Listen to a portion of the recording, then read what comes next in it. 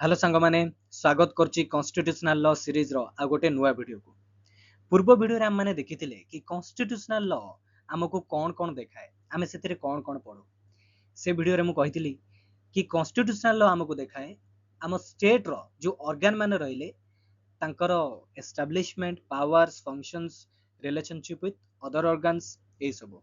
आ एई video रे मु तम मानको गोटे ओवरव्यू देबी आम देश जो तीनटा बेसिक ऑर्गन अछंती, तीनटा मेन ऑर्गन कौन कौन से तीनटा लेजिस्लेचर एग्जीक्यूटिव एंड जुडिशियरी व्यवस्थापिका कार्यपालिका एवं न्यायपालिका। आउ ए तीनटा को थ्री पिलर्स ऑफ डेमोक्रेसी बोली कहा जाए। सपोज कि एटा होची डेमोक्रेसी, यार थ्री पिलर्स होचंती लेजिस्लेचर एग्जीक्यूटिव एंड जुडिशियरी। आउ फोर्थ पिलर हमें प्रेस मीडिया को बोली भी कहि थाउ, किंतु ए पर्टिकुलर वीडियो रे हमें केवल ए तीनटा विषय रे ही डिस्कशन करबा, लेजिस्लेचर एग्जीक्यूटिव एंड जुडिशियरी। आ पूर्व वीडियो रे लिंक टा मु डिस्क्रिप्शन रे दे देबी, सेटा देखि नबो। एबे डेरी न करी चलो वीडियो टी स्टार्ट करबा। प्रथमे गोटे छोटो इंट्रोडक्शन। हेठी कहला कि भारत गोटे गणतांत्रिक देश जोटा गवर्न होची तीनटा मेन ऑर्गन द्वारा, legislature executive and judiciary. Legislature व्यवस्थापिका माने लॉ मेकिंग बॉडी, ये हमरा आईन तैयारी करे।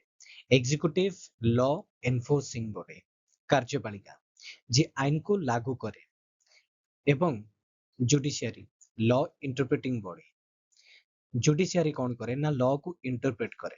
व्यवस्थापिका जो कानून टा बनेइथिबो, जो आईन टा बनेइथिबो, तार ऑब्जेक्ट कोन, तार इंटेंशन कोन थिला, एक्चुअली व्यवस्थापिका कोन कहिबाकू चाहूची, सेटा को क्लैरिफाई करे जुडिशियरी। जुडिशियरी आउरी बहुत सारा काम अछि, किंतु वर्तमान पई एतिके हमें बुझिबा जुडिशियरी होची लॉ इंटरप्रेटिंग बॉडी। जुडिशियरी लोकन को न्याय मध्य प्रदान करे। बुझिला? एबे आगो बढ़िबा। इंडिया गोटे गणतांत्रिक देश, भारत हमर गोटे गणतांत्रिक देश जोटा गवर्न होची ए तीनटा मेन ऑर्गन द्वारा, लेजिस्लेचर एग्जीक्यूटिव एंड जुडिशियरी। आउ ए तीनटा ऑर्गन हमर एंश्योर करंती कि पावर टा केंति डिस्ट्रीब्यूट हेकि रहइबो समस्तक पाखरे। जनक पाखे पावर टा ठुलो हि न रहइबो, काहे कि ना जनक पाखे जदि पावर ठुलो हि रहुची ताहाले तार बहुत चांस रहइबो से पावर को मिसयूज करिवार। आउ एमाने कोन एंश्योर करंती ना कानून रो राज चलिबो, आउ कहा राज चलिबोनी, माने रूल ऑफ लॉ प्रिवेल करिबो। आरंभ करबा हम डिस्कशन लेजिस्लेचर रो। देखो भाई भौणी माने लेजिस्लेचर होची हम भारत रे दी प्रकार अछि। सेंटर रे गोटे अछि पार्लियामेंट ऑफ इंडिया, जोटा कि हमें संसद बोली कहूछु। आ प्रति स्टेट रे अछि जोटा सेटा स्टेट लेजिस्लेचर्स बा राज्य विधान मंडली, स्टेट लेजिस्लेचर्स बोली मन रखि दबो। हम सेंटर रे जोटा रहला पार्लियामेंट, सेटा तीन जन को नै गठित। कोन कोन? Lok Sabha house of the people, Rajya Sabha council of states एवं प्रेसिडेंट ऑफ इंडिया जे कि राष्ट्रपति। आराम से मन रहि जिवो, लोकसभा राज्यसभा राष्ट्रपति घोषि दो परा, लोकसभा राज्यसभा राष्ट्रपति। तापर स्टेट रे जो रहला सेटा छि विधानसभा, लेजिस्लेटिव असेंबली एवं गवर्नर। भाबुथियो मजिटा के छाड़ देली, विधान परिषद, लेजिस्लेटिव काउंसिल। एटा कोन ना, एटा किछि किछि स्टेट रे अछि, सब स्टेट रे नै। सेहित पई मेनली एई दी जन को नै कि हमरो राज्य विधान मंडली गठित, विधानसभा, लेजिस्लेटिव असेंबली एवं गवर्नर बा राज्यपाल। बुझिला थरो आउ थरे देखि दियो। पार्लियामेंट का काकु नै गठित? लोकसभा, राज्यसभा, राष्ट्रपति। एठी जो माने मेंबर हुंती ताको हमें एमपी बोली कहू। आउ राज्य विधान मंडली का काकु नै गठित? विधानसभा आउ राज्यपाल। विधान परिषद किछि किछि राज्य रे अछि, किछि किछि राज्य रे नाही। आउ एठी जो माने हुंती मेंबर तांको एमएलए बोली कहिथाउ हमें, मेंबर ऑफ लेजिस्लेटिव असेंबली। ठीक अछि।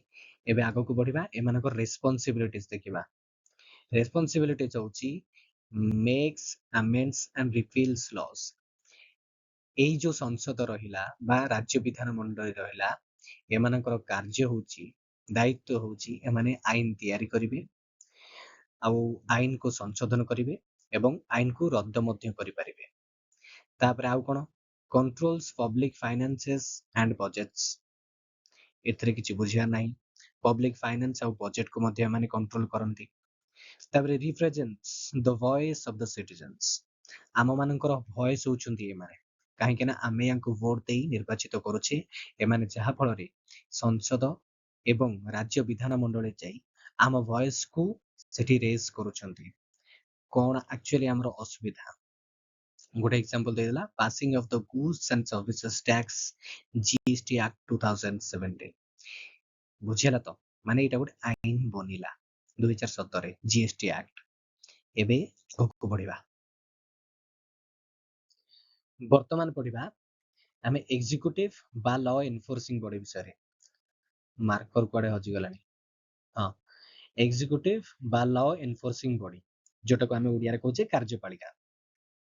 ବହୁତ ବୋରିଂ ଲାଗୁଛି ଏ ସବଜେକ୍ଟଟା ନା, ସରି ସବଜେକ୍ଟ ନୁହେଁ, ଟପିକଟା ବୋରିଂ ଲାଗୁଥିବ। ଏତିକି ବଡ ଟପିକଟା ସେଇଥିପାଇଁ ବୋରିଂ ଲାଗୁଛି। ଆଉ କଣ କରିବା, ଭାଗ୍ୟରେ ଅଛି, ଚାଲ ପଢିଦବା। ଏକ୍ଜିକ୍ୟୁଟିଭ କଣ କରେ ନା ଲ କୁ ଇମ୍ପ୍ଲିମେଣ୍ଟ କରେ ଆଉ ଗଭର୍ଣ୍ଣମେଣ୍ଟ କୁ ଆଡମିନିଷ୍ଟର କରେ, ମାନେ ଗଭର୍ଣ୍ଣମେଣ୍ଟ କୁ ପରିଚାଳନା ମଧ୍ୟ କରେ।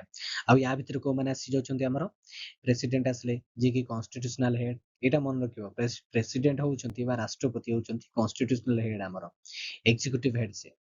ତାପରେ ପ୍ରାଇମ ମିନିଷ୍ଟର ଆସିଲେ, କାଉନସିଲ ଅଫ ମିନିଷ୍ଟର୍ସ ଆସିଲେ, ସିଭିଲ ସର୍ଭିସେସ୍ ଆଣ୍ଡ ବ୍ୟୁରୋକ୍ରାସି, ମାନେ ଯୋଉମାନେ ଆମର କଣ ପବ୍ଲିକ ସର୍ଭିସେସ୍ କମିଶନ ଦ୍ଵାରା ସିଭିଲ ସର୍ଭିସ ପାସ୍ କରି ଯାଉଛନ୍ତି କ୍ୱାଲିଫାଇ ହେଇ, ସେମାନେ ୟା ଭିତରେ ଆସୁଛନ୍ତି ଏରି।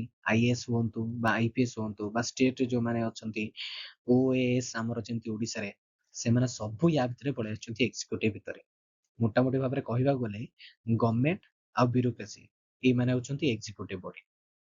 ରେସ୍ପନ୍ସିବିଲିଟିଜ କଣ ଦେଖିବା, enforces and executes laws passed by the parliament. Parliament ଦ୍ଵାରା ଯୋଉ ଲ ଗୁଡା ପାସ୍ ହେଲା ତାକୁ ଏକ୍ଜିକ୍ୟୁଟ ବା ଏନଫୋର୍ସ କରନ୍ତି। ପାର୍ଲାମେଣ୍ଟ ଜାଗାରେ ଏଇଟା ଆମେ ଷ୍ଟେଟ କ୍ଷେତ୍ରରେ ଭାବିପାରିବା, ଷ୍ଟେଟ ଲେଜିସ୍ଲେଚର୍ସ। ଠିକ ଅଛି। ତାପରେ ଫର୍ମୁଲେଟ୍ସ ଗଭର୍ଣ୍ଣମେଣ୍ଟ ପଲିସିଜ ଆଣ୍ଡ ପ୍ରୋଗ୍ରାମ୍ସ, ଗଭର୍ଣ୍ଣମେଣ୍ଟର ଯାହା ବି ପଲିସି ହଉ କି ପ୍ରୋଗ୍ରାମ ହଉ ତାକୁ ବି ଏକ୍ଜିକ୍ୟୁଟିଭ ହିଁ କାର୍ଯ୍ୟକାରୀ କରାଏ, ଫର୍ମୁଲେଟ କରାଏ। ତାପରେ conducts foreign relations and maintains internal peace, foreign relationship ଆମର କେମିତି ଭଲ ରହିବ ଅନ୍ୟ ଦେଶମାନଙ୍କ ସହ, ସେ ବିଷୟରେ ବି ଏମାନେ କାର୍ଯ୍ୟ କରନ୍ତି। ଆଉ ଇଣ୍ଟରନାଲ ପିସ୍ ବି କେମିତି ବଜାୟ ରହିବ ସେ ବିଷୟରେ ବି ଏମାନେ କାର୍ଯ୍ୟ କରନ୍ତି। ଏକ୍ସାମ୍ପଲ କଣ ଥିଲା ଦେଖିବା, implementation of digital India and ସ୍ୱଚ୍ଛ ଭାରତ ଅଭିଯାନ ସ୍କିମ୍ସ। ଏଇ ସବୁ ଯୋଉ ସ୍କିମ ରହିଲା ତାକୁ ଇମ୍ପ୍ଲିମେଣ୍ଟ କରୁଛି ଏକ୍ଜିକ୍ୟୁଟିଭ, ଇମ୍ପ୍ଲିମେଣ୍ଟ କରିଥିଲା ଆଗ। ଏଟା ଜଷ୍ଟ ଗୋଟେ ଏକ୍ସାମ୍ପଲ। ଏବେ ଚାଲ ଆଗକୁ ବଢିବା, ବେଶୀ ନାହିଁ, ବେଶୀ ବୋର ହୁଅନି, ଅଳ୍ପ ଜିନିଷ ଅଛି, ବହୁତ ଭଲ ଜାଣିବା ଜିନିଷ, ଆଗକୁ ଦେଖ। ଏବେ ଦେଖିବା ଜୁଡିସିଆରୀ ବା ବ୍ୟବସ୍ଥାପିକା, law interpreting body. The judiciary ensures justice and safeguards the constitution. ଜୁଡିସିଆରୀ ଏନସ୍योर କରିଥାଏ ନ୍ୟାୟ, ଜଷ୍ଟିସ କୁ ଏନସ୍योର କରିଥାଏ ଏବଂ ସମ୍ବିଧାନର ରକ୍ଷା ମଧ୍ୟ କରିଥାଏ। କେମିତି ନା ଯଦି କୌଣସି ଆକ୍ସନ ବ୍ୟବସ୍ଥାପିକା ଦ୍ଵାରା କିମ୍ବା କାର୍ଯ୍ୟପାଳିକା ଦ୍ଵାରା ନିଆଯାଉଛି ଯୋଉଟା କି ସମ୍ବିଧାନ ବିରୁଦ୍ଧ, ତେବେ ସେହି ଆକ୍ସନକୁ ନ୍ୟାୟପାଳିକା ଅସମ୍ବିଧାନିକ ଡିକ୍ଲେୟାର କରି ତାକୁ ରଦ୍ଦ କରିଦେଇ ପାରିବ। ସପୋଜ ଗୋଟେ ଆଇନ ବନିଆଗଲା ବ୍ୟବସ୍ଥାପିକା ଦ୍ଵାରା, ଆଉ ସେଇଟା କାର୍ଯ୍ୟପାଳିକା ଦ୍ଵାରା ଲାଗୁ ମଧ୍ୟ କରିଦିଆଗଲା।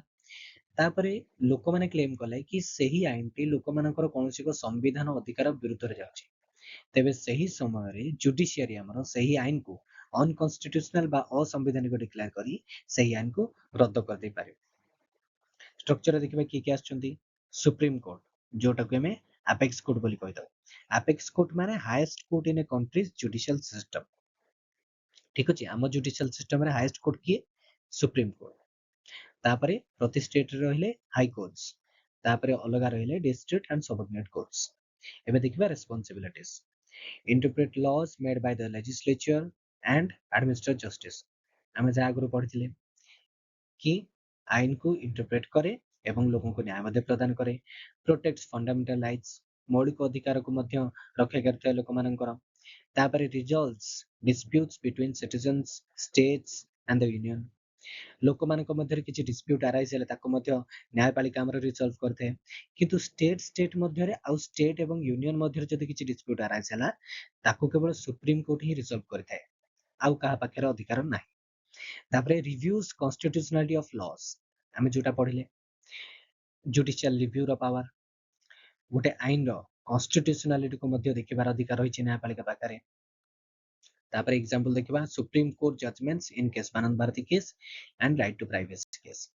କେଶବାନନ୍ଦ ଭାରତୀ କେସ୍ ଏବଂ ରାଇଟ୍ ଟୁ ପ୍ରାଇଭେସି କେସ୍, ଯୋଉଟା justice case Puttaswamy versus union of India 2018 ଆସିଥିଲା। ଏଇ ଦିଟା କେସରେ ଜୁଡିସିଆଲ ରିଭ୍ୟୁର ପାୱାର ୟୁଜ କରିଥିଲା ଆମର ନ୍ୟାୟପାଳିକା। ଏବେ ଆଗକୁ ବଢିବା, ଏଇଠି ଆମ ଭିଡ଼ିଓଟି ସରିଯିବ। ବେଶୀ ବ୍ୟସ୍ତ ହବା ଦରକାର ନାହିଁ, ବହୁତ ଲମ୍ବା ଭିଡ଼ିଓ ହେଇଗଲାଣି। ଏବେ ଗୋଟେ ଲାଷ୍ଟ ପଏଣ୍ଟ ଦେଖିଦେବା, checks and balances. Checks and balances କ'ଣ? ଏଠି ଲେଖିଲା କି ଦୋ the three organs function independently but they are interdependent. ଯଦିଓ ତିନିଟା ଅର୍ଗାନ ଇଣ୍ଡିପେଣ୍ଡେଣ୍ଟଲି କାମ କରନ୍ତି କିନ୍ତୁ ଏମାନେ ଇଣ୍ଟରଡିପେଣ୍ଡେଣ୍ଟ, ପରସ୍ପର ସହ ନିର୍ଭରଶୀଳ। Legislature makes laws, legislature ଆଇନ ବନାଏ, executive enforces them, executive ତାକୁ enforce କରେ, ଆଉ judiciary interpret କରେ ସେଇ law କୁ। ହେଇଗଲା ନା? They are interdependent with each other. ତାପରେ କ'ଣ ରହିଲା? Each organ keeps the others in check to prevent misuse of power. ଆଉ ପ୍ରତି ଅର୍ଗାନ ଜଗିଥାନ୍ତି କି ଆଉ ଗୋଟେ ଅର୍ଗାନ ଯେମିତି ତା ପାୱାର ମିସୟୁଜ କରିବ। ଜୁଡିସିଆରୀ କେମିତି ଜଗେ ସେଇଟା ତ ଆମେ ଅଲରେଡି ଡିସ୍କସନ କରିସାରିଛେ, କିନ୍ତୁ ଜୁଡିସିଆରୀକୁ କେମିତି ବ୍ୟବସ୍ଥାପିକା ଜଗିବ? ସପୋଜ ଜୁଡିସିଆରୀ ଗୋଟେ ଜଜମେଣ୍ଟ ଦେଇଛି, ଯୋଉଟା କି ବ୍ୟବସ୍ଥାପିକାକୁ ଲାଗୁଛି ନାଇଁ ସେଇଟା ଲୋକଙ୍କ ହିତରେ ଯାଉନି, ତାହେଲେ ଲେଜିସ୍ଲେଚର ପାଖରେ ଏ ପାୱାର ଅଛି, ସେ ଜଜମେଣ୍ଟକୁ ଓଭରରୁଲ କରିବା ପାଇଁ ଗୋଟେ ନୂଆ ଆଇନ ବନେଇ ପାରିବ, ଯାହାଦ୍ୱାରା କି ସେ ଜଜମେଣ୍ଟର ଏନଫୋର୍ସିବିଲିଟି ଆଉ ରହିବ ନାହିଁ। ଏମିତି ପ୍ରତି ଅର୍ଗାନ ମାନେ ପରସ୍ପରକୁ ଜଗିଥାନ୍ତି। ଆଉ ଆମର ଲେଜିସ୍ଲେଚର ଏକ୍ଜିକ୍ୟୁଟିଭ ସେମାନଙ୍କ ଭିତରେ ମ୍ୟୁଚୁଆଲ ରିଲେସନସିପ ଥାଏ, ସେମାନେ ପରସ୍ପର ପୁରା ନିର୍ଭରଶୀଳ। ଠିକ ଅଛି। ତାପରେ ଏକ୍ସାମ୍ପଲ ଦେଖିବା, judiciary can strike down unconstitutional laws passed by parliament, ଯୋଉଟା ଆମେ ଅଲରେଡି ଡିସ୍କସନ ହିଁ କରିସାରିଛେ।